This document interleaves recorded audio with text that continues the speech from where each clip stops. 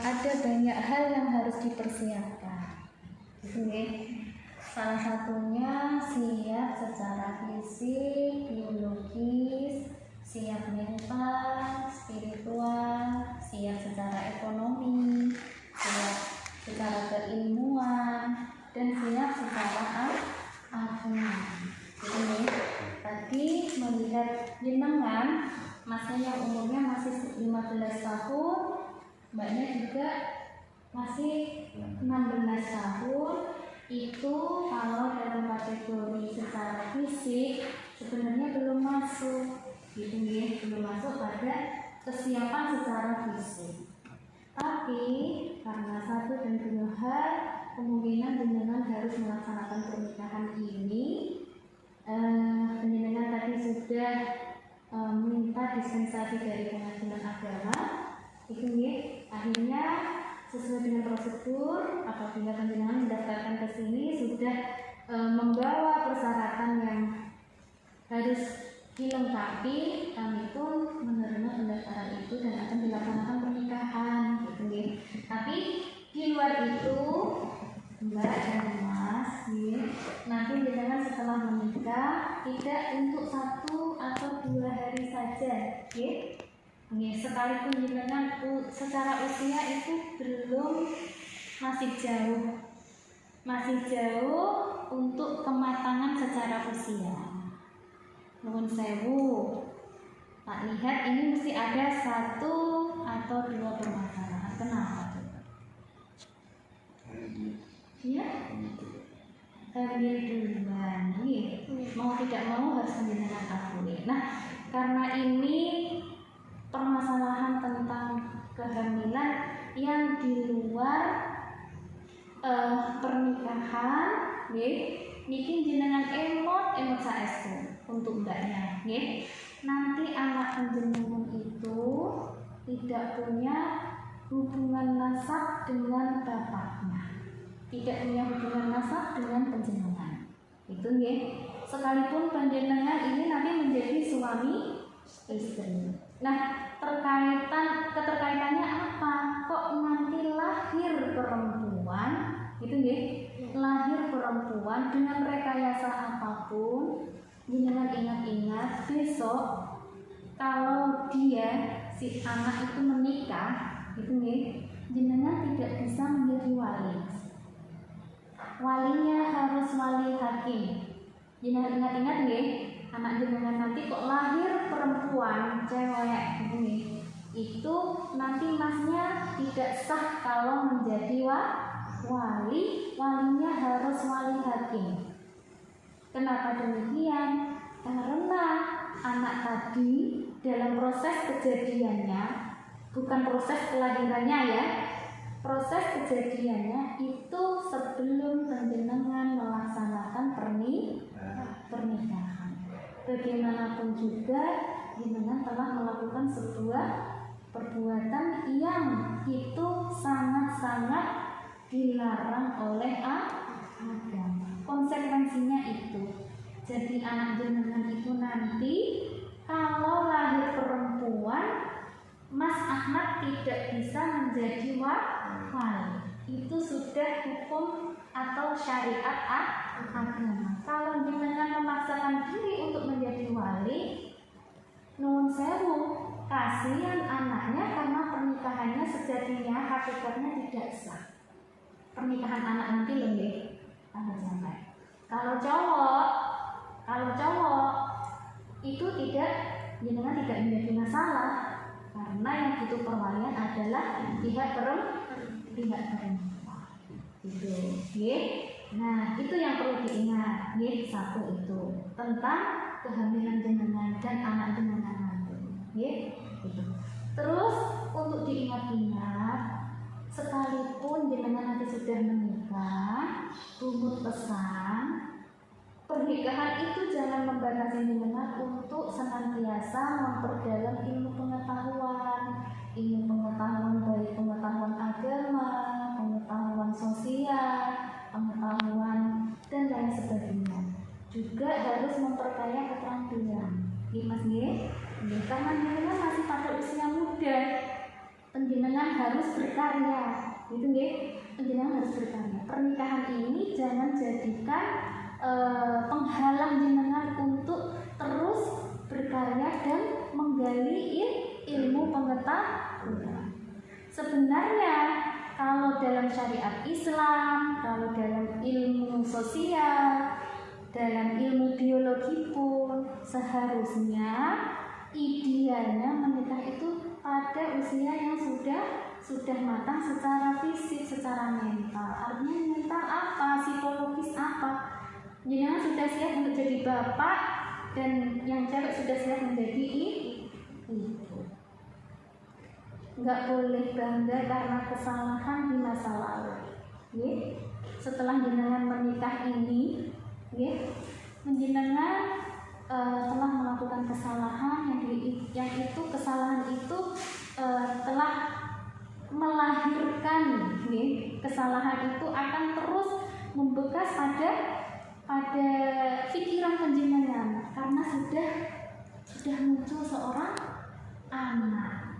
Tapi jangan mengecilkan penjenengan. Dari kesalahan itulah penjenengan harus belajar. Oh, saya dulu sudah pernah melakukan kesalahan. Bagaimana kesalahan itu saya tutupi dengan sebuah kebaikan apapun.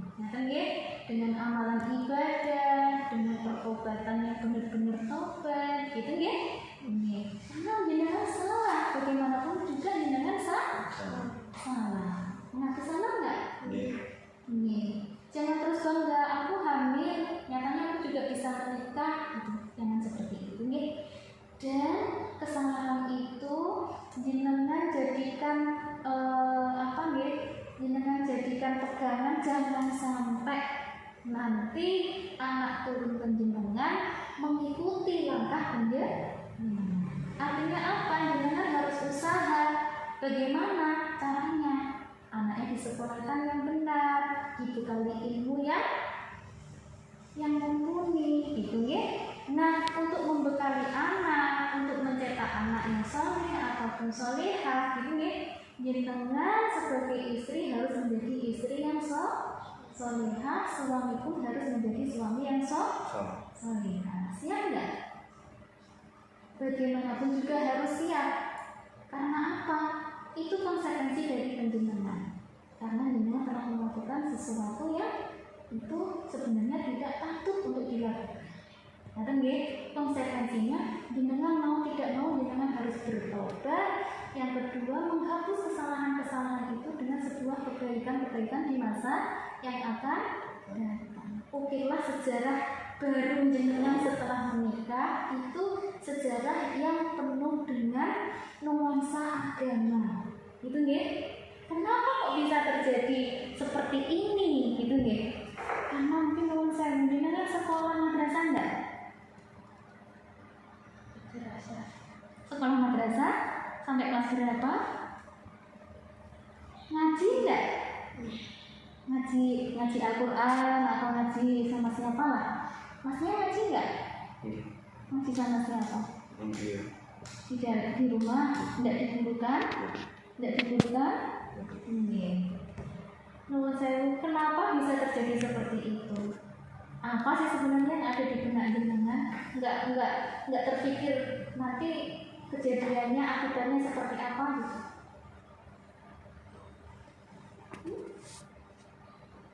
Enggak berpikir panjang? Enggak. Nuwun sewu ini menggelitik juga. Itu jenengan lakukan sekali, 2 kali, atau bahkan jenengan melakukan dengan enjoy seperti suami istri gitu setiap kali jenengan berkehendak. Jenengan kepingin? Hanya sekali? Sekali kok? Sekali 2 kali?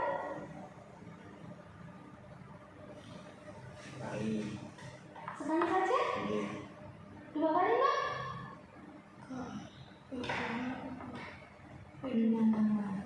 Jenengan masih sangat lugu sekali untuk itu. Jenengan membincangkan ini tanpa jenengan ragu atau penuh penyesalan dan lain sebagainya, gitu ya. Tapi saya tidak menyalahkan jenengan. Kemungkinan memang itu ilmu pengetahuan atau ilmu agama yang panjenengan salah. Gitu nih. Jadi panjenengan tidak bisa membedakan mana yang dosa, mana yang tidak. Gitu nih. Tapi itu umatnya berpesan jangan sampai terulang lagi untuk masa yang akan datang atau pada keturunan panjenengan. Gitu nih. Dan pernikahan ini tidak untuk 1 hari 2 hari ya Mas. Biasanya kalau yang terjadi karena kecelakaan seperti ini umumnya tidak panjang, hanya berapa tahun lalu entah muncul masalah itu dari si istri atau dari suami, mereka memutuskan untuk berpisah. Semoga jenengan tidak seperti itu.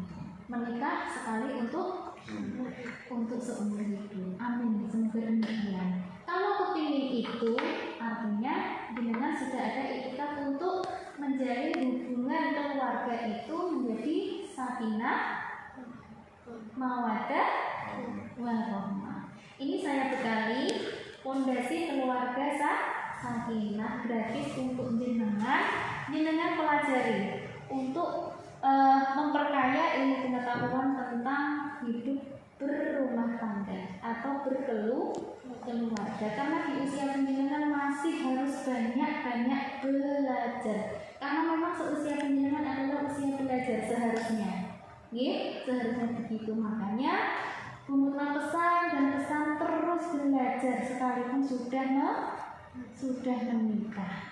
Ngaten nggih. Kalaupun karena saya ada tuntutan harus bekerja karena sudah punya istri, sudah punya anak, itu konsekuensi panjenengan. Jadi jenengan harus belajar dan harus bekerja. Karena itu pilihan jenengan sendiri. Gitu nggih? Nggih. Dan semoga apa yang saya sampaikan itu menjadi penyemangat jenengan. Ngaten nggih. Jadi cambuk untuk panjenengan lebih sukses membina keluarga. Itu nggih. Jadi jangan menikah ini hanya untuk menutupi aib saja. Oke Mbak? Gitu nggih. Jadi untuk semuanya itu gitu ya Mas ya. Jangan menikah ini untuk karena jenengan dipaksa oleh keluarga, cewek harus bertanggung jawab karena sudah melakukan itu. Tapi ini jadikanlah titik tolak dari panjenengan berubah untuk menjadi yang lebih baik. Siap nggih? Jadi semangat itu teruslah berkobar di hati panjenengan agar nanti keluarga jenengan juga tercipta keluarga yang sakinah, mawaddah, warahmah. Gitu nggih. Semua manusia pasti punya salah, Mas. Pasti pernah melakukan kesalahan, tapi sebaik-baik manusia adalah yang bisa memperbaiki kesalahan itu dan merubahnya menjadi sesuatu yang lebih baik. Niatnya menikah adalah untuk ibadah. Maka kembalilah kepada Allah. Apapun gantungkan dengan pengetahuan agama. Mulai dari sekarang perbanyak ilmu agama. Ngaji dengan kiai. Ngaji caranya sholat. Ngaji caranya jenengan sudah menikah. Nanti setelah menikah juga akan berhubungan selayaknya suami istri. Setelah berhubungan suami istri itu ada apa? Harus mandi wajib. Mandi wajib niatnya bagaimana, caranya bagaimana, kaifiahnya seperti apa, gitu ya. Itu jenengan pelajari. Itu ya Mbak ya. Bungut pesan pokoknya belajar dan belajar. Itu nggih, sekalipun jenengan nanti harus mengurus rumah tangga, jangan menyurutkan niat jenengan untuk belajar. Belajar itu bisa dari buku, bisa dengan kiai, bisa mengikuti apapun, bisa juga dengan melanjutkan sekolah jenengan bisa. Kan lewat SKB itu kan bisa, nggih? Jangan sampai keturunan panjenengan menjadi keturunan yang tidak berkualitas. Itu akan menyulitkan jenengan sendiri. Jenengan bisa membayangkan bagaimana perasaan orang tua jenengan saat ini. Kalau jenengan besok menjadi orang tua, anaknya melakukan hal yang sama seperti jenengan, bagaimana perasaan jenengan? Jangan sampai terjadi. Untuk itu jenengan perkaya ilmu pengetahuan agar apa? Bisa mendidik anak jenengan menjadi anak yang solih dan soleh. Ngaten nggih, sedikit dari kami, mohon maaf apabila yang saya sampaikan tidak berkenan di hati jenengan. Ingat Mas, kalau lahir perempuan, jenengan tidak boleh memaksakan diri untuk jadi mani. Gentle saja kepada nanti Pak Naib atau penghulu, ketika mendaftarkan di KUA, mohon maaf Pak, ini anak saya harus waliha lagi, tidak apa-apa, karena kasihan kalau jangan memaksakan diri untuk menjadi wali. Baik itu direkayasa seperti akte kelahirannya itu di nongke gitu dari pernikahan panjenengan, itu tidak bisa memungkiri bahwa anak itu anak di luar pernikahan. Gitu ya. Oke. Kami akhiri. Wassalamualaikum warahmatullahi wabarakatuh.